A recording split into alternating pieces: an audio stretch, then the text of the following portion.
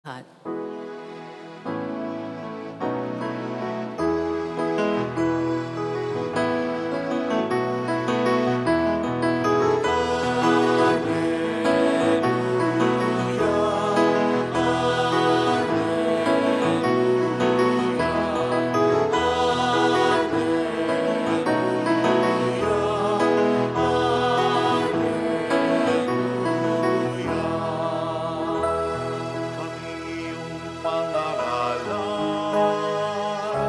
Upang aming matutuhan ang salitang bubuhay. Alleluia, Alleluia, Alleluia.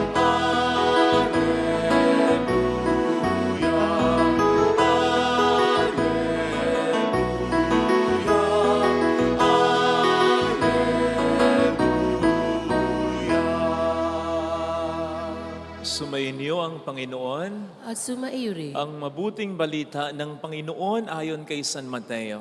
Papuri sa iyo, Panginoon.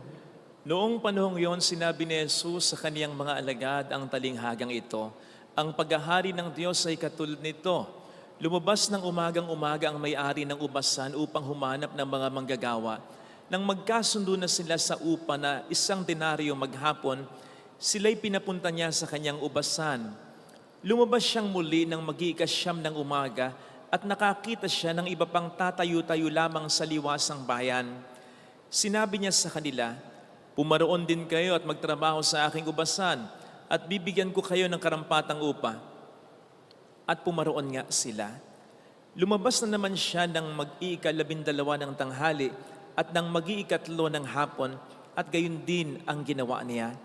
Nang mag-iikalima na ng hapon, siya'y lumabas uli at nakakita pa ng mga ibang wala ring ginagawa. Sinabi niya sa kanila, "Bakit kayo tatayo-tayo lang dito sa buong maghapon? Wala pong magbigay sa amin ng trabaho eh." Sagot nila. At sinabi niya, "Kung gayon, pumaroon din kayo at gumawa sa aking ubasan." Pagtatakip silim, sinabi ng may-ari ng ubasan sa kanyang katiwala, "Tawagin mo na ang mga manggagawa at sila'y upahan, magmula sa huli hanggang sa unang nagtrabaho." Ang mga nagsimula ng mag-iikalima na ng hapon ay tumanggap ng tig-1 denaryo. At nang lumapit ang mga nauna, inakala nilang tatanggap sila ng higit doon. Ngunit ang bawat isa ay tumanggap din ng 1 denaryo.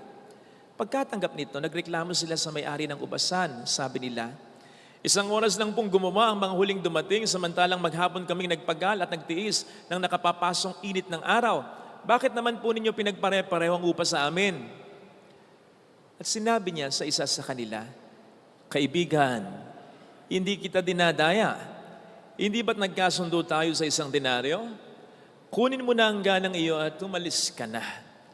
Maano kung ibig kong upahan ang nahuli ng tulad ng upa ko sa iyo?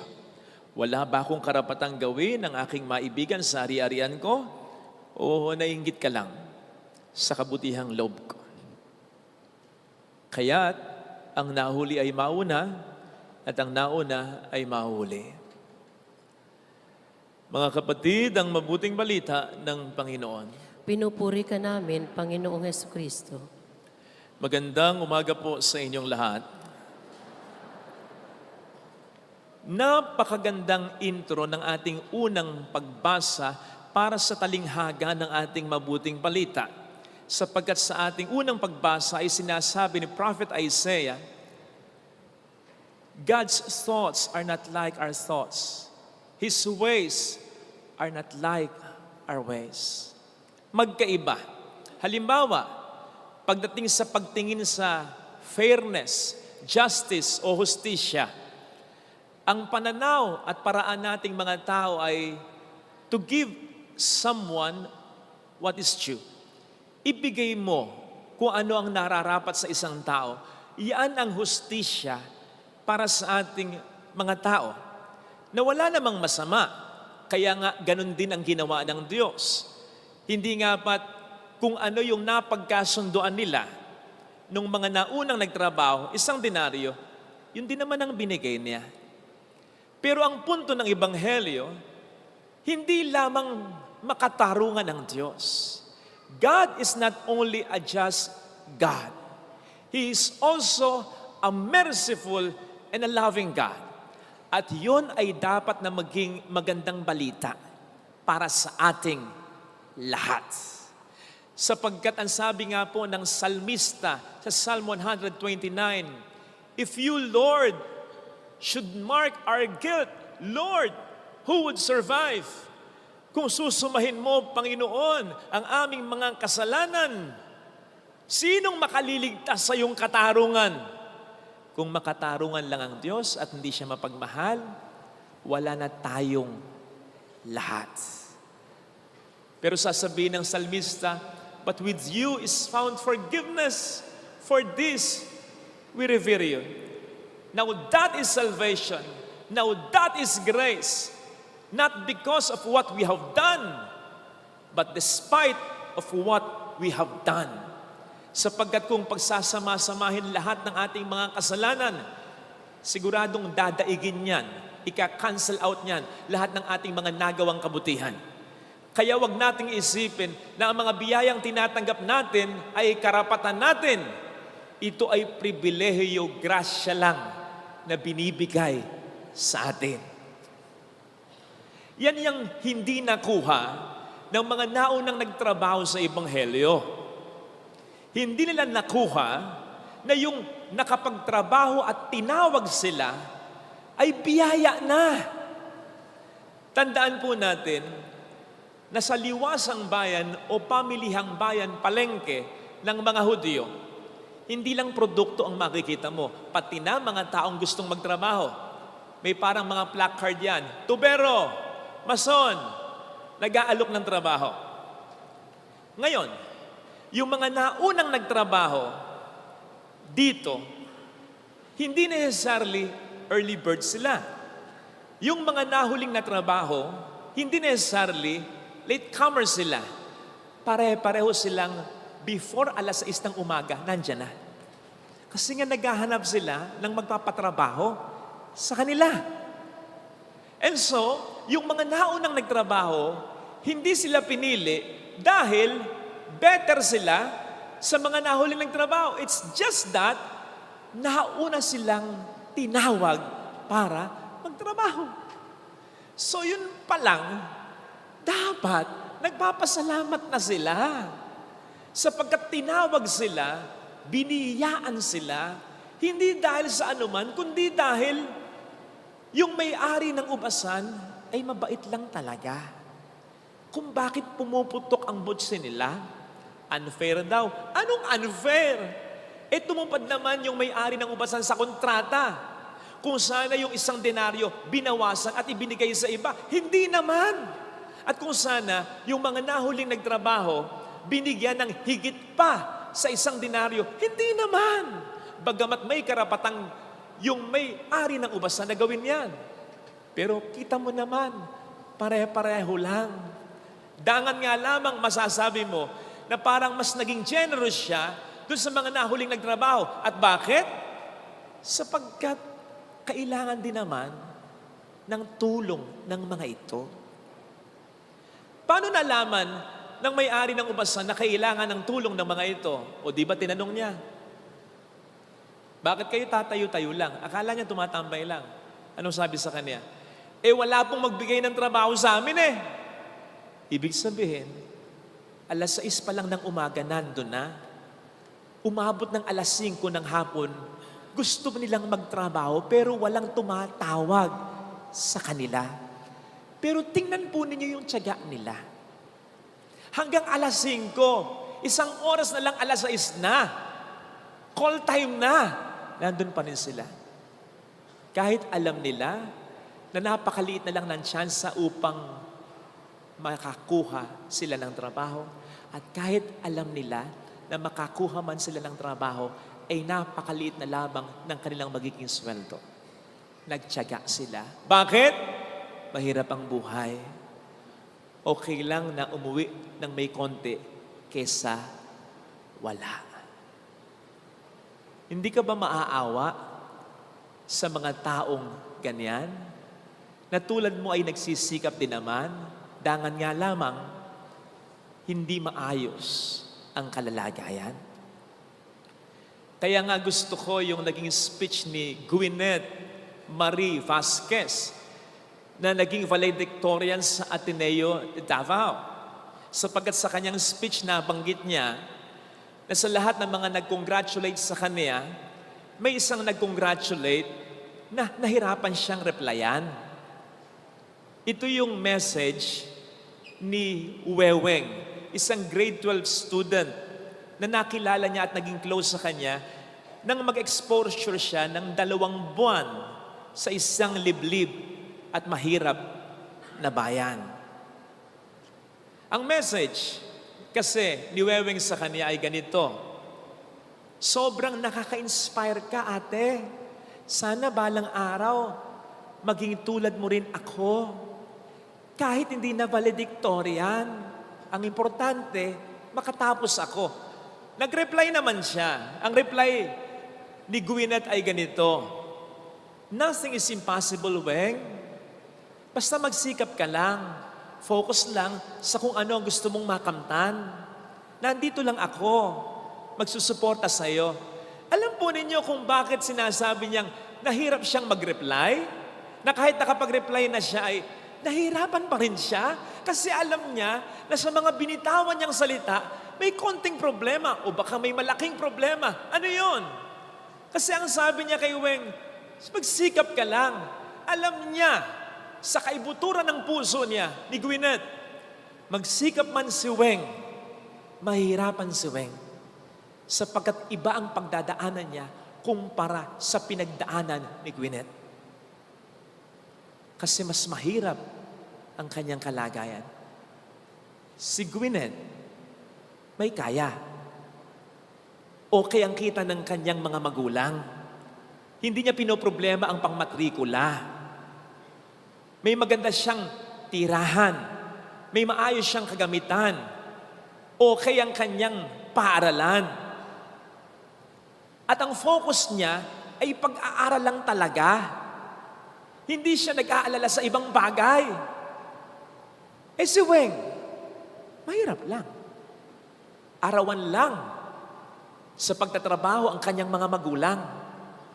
At ang focus ni Weng ay hindi lang mag-aral. Kailangan din ni Weng magtrabaho para makatulong sa kanyang mga magulang. Kaya gusto ko yung speech ni Gwyneth kasi makikita mong na-realize niya na blessed siya. At yung blessing niya, maliwanag sa kanya na hindi niya karapatan, privilege lang. Sapagkat po pwede talaga na nabaligtad ang kapalaran nila ni Weng. Po pwedeng si Weng ang nasa katayuan niya at po pwedeng siya ang nasa katayuan ni Weng. Kaya na-recognize niya yung blessing niya at ito rin ang nagtulak sa kanya para tulungan ang mga tulad ni Weng.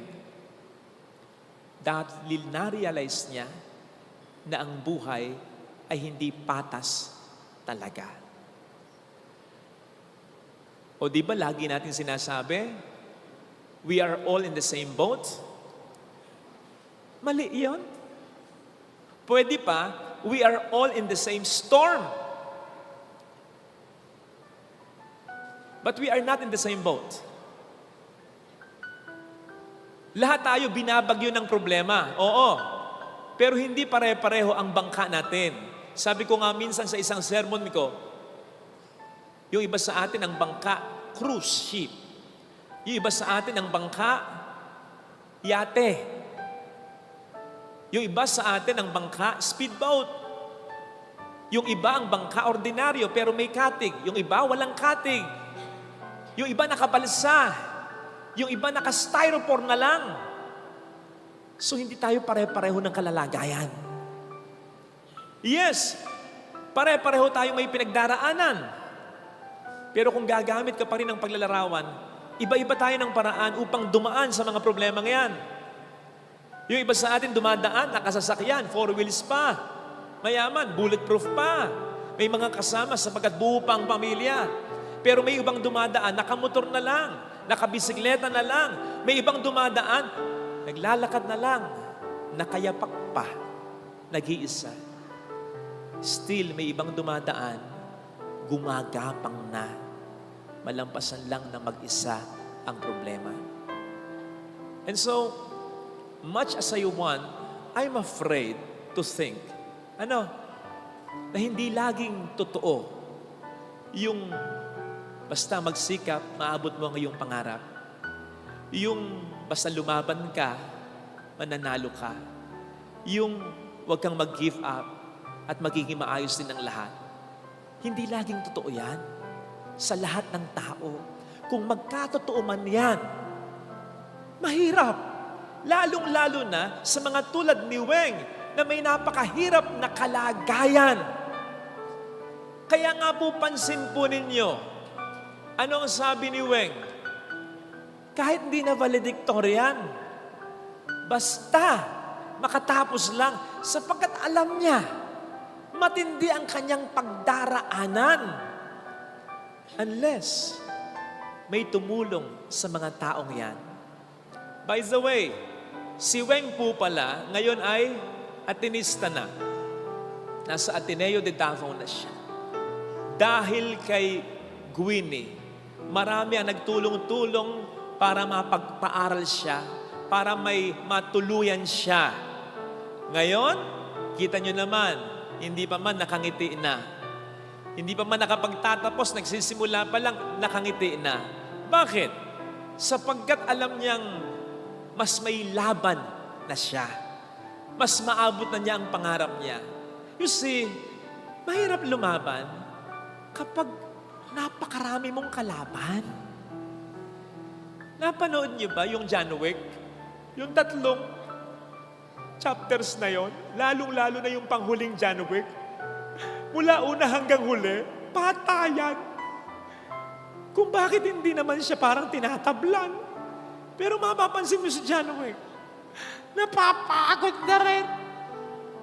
Ako nga, pinapanood ko lang siya, napapagod na ako eh. Siya pa kayang lumalaban. Mahirap yung marami kang kalaban. O hindi ba? Parang ganyan yung ating nagiging reaksyon kapag nalaman natin ang istorya ng isang tao, napakaraming kalaban.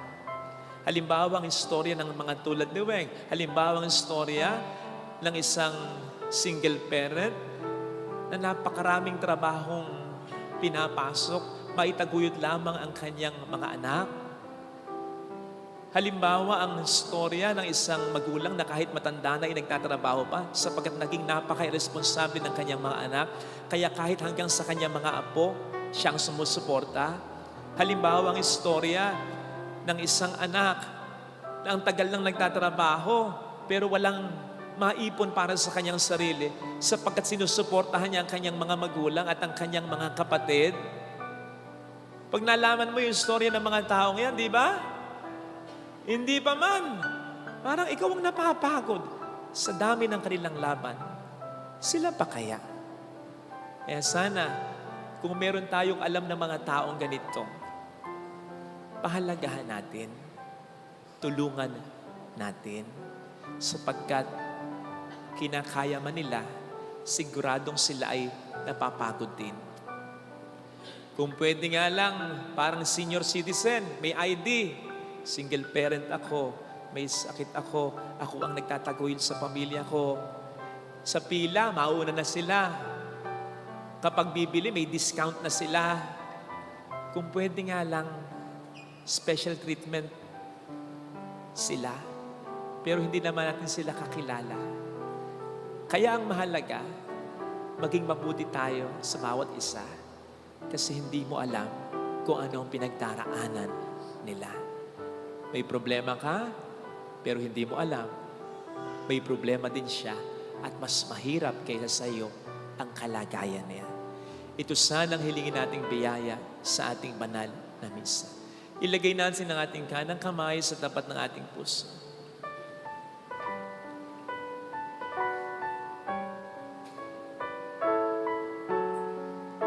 Awitin natin, alam kong may magagawa ang Diyos.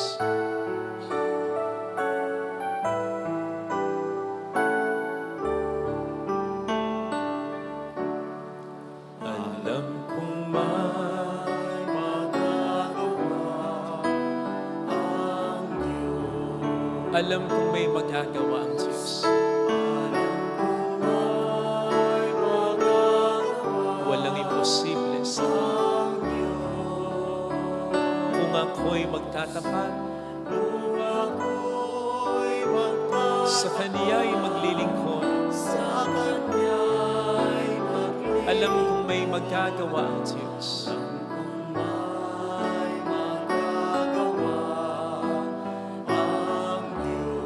Alam kong di ringgin ng Diyos ang samo.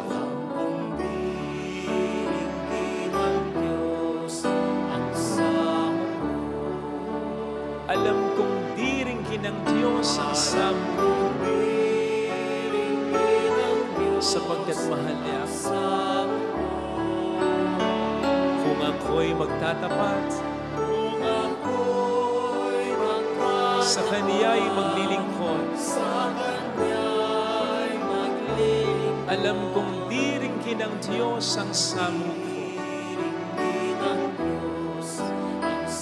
Dikit natin ang ating mga mata, Panginoon, parang hindi ako naniniwala na wala kang kinikilingan, sapagkat sa banal na kasulatan, lagi mong sinasamahan ang mga walang-wala, ang mga dukha, ang mga mahihirap, ang mga bata, ang mga biyuda, ang mga makasalanan, ang mga may karamdaman.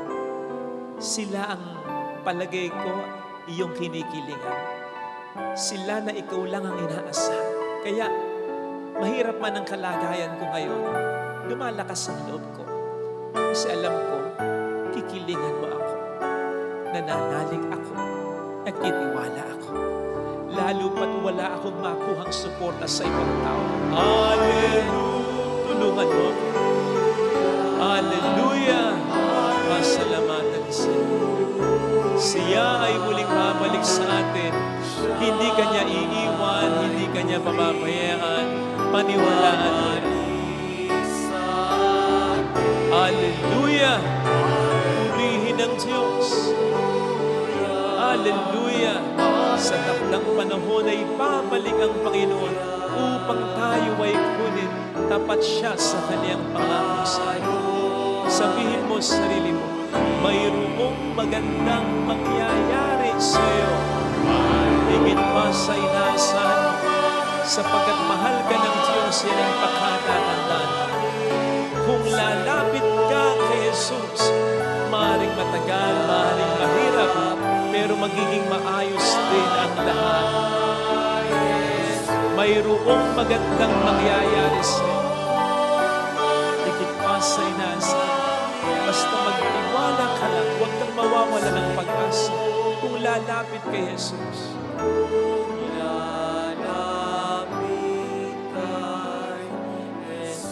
Papuri sa Ama at sa Anak sa Espiritu Santo. Kapara na sa unang-una, ngayon pagpakailanman, magpasawalang hanggan. Amen.